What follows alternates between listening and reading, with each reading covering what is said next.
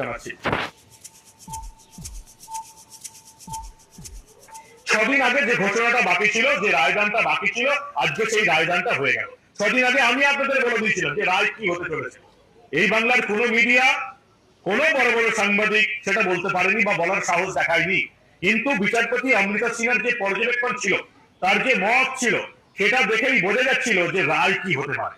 মমতার ভাতার রাজনীতি বন্ধ, হাইকোর্ট বুঝে গেছে। এবং বাংলার এই জেগে ঘুমিয়ে থাকা হিন্দু বাঙালি বুঝবে কিনা, সেটাই হচ্ছে সবচেয়ে বড় ব্যাপার। ভাতার রাজনীতি, 10 মাস পরে ভোট, নিজের দলের চোর নেতা মন্ত্রীদের জনতার রোষ থেকে মাথাতে, যাদের চাকরি চলে গেছে তাদের রোষ থেকে মাথাতে মমতা বন্দ্যোপাধ্যায় ভাতার রাজনীতি শুরু করলেন। ভারে মা ভবানী, টাকা নেই, রাজ্যের সরকারি কর্মচারীদের 25% দিয়ে দিতে হচ্ছে।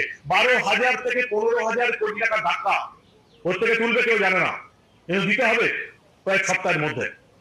তারপরে